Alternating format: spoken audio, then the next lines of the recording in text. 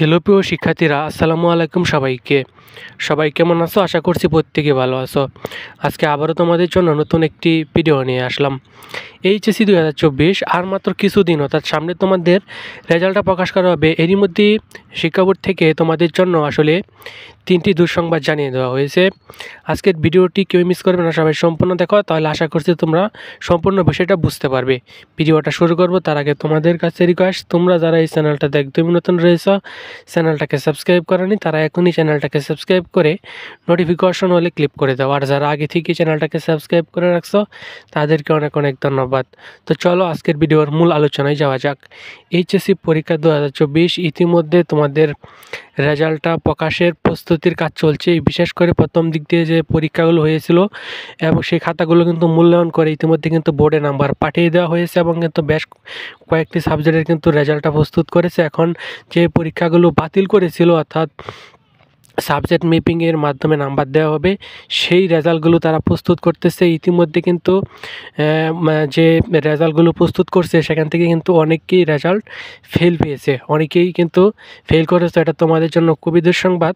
বিশেষ করে ইংরেজি এবং আইসিটি অর্থাৎ তথ্য যোগাযোগ, এই দুটা খাতা যখন তারা রেজাল্ট প্রস্তুত করছে তখন কিন্তু অনেকেই দেখা গেছে যে নবীতিকে একটার জন্য ফেল করেছে, দুটা নবীতিকের জন্য ফেল করেছে, অনেকেই খাতার মধ্যে 3 নাম্বারের জন্য ফেল করেছে, 4 নাম্বারের জন্য ফেল করেছে। আসলে বিষয়টা হলো, তোমরা যেটা ভাবছিলে যে তোমাদের যেহেতু এবারে কিছু পরীক্ষা বাতিল করেছে এখন তোমাদের সবাইকে পাস দিয়ে দেবে, আসলে বিষয়টা এরকম না।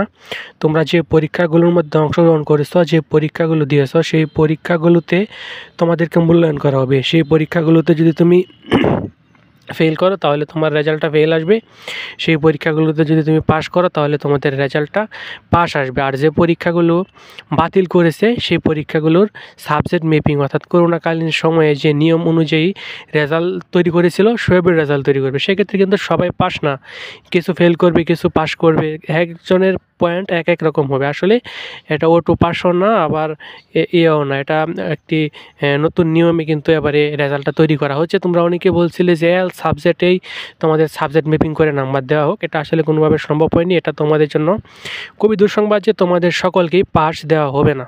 যোগ্যতা অনুযায়ী মোটামুটি সাবজেক্ট ম্যাপিং এবং পরীক্ষাগুলো অনুযায়ী কিন্তু রেজাল্টটা তৈরি করবে, সেক্ষেত্রে অনেকেই কিন্তু ফেল করবে। আশা করছি বুঝতে পারছো। অবশ্যই তোমাদের সকলের জন্য শুভকামনা রইল যেন প্রত্যেকের রেজাল্টটা ভালো হয়, প্রত্যেকেই যেন ভালো একটা রেজাল্ট করতে পারো। তারপরেও কয়েকজন কিন্তু ফেল করবা, এটা করার কিছু নেই। তো এই ছিল আজকের ভিডিও ভালো লাগলে অবশ্যই একটা লাইক দিয়ে দিও, চ্যানেলে নতুন হয়ে থাকলে চ্যানেলটিকে সাবস্ক্রাইব করে রাখো। ধন্যবাদ সবাইকে।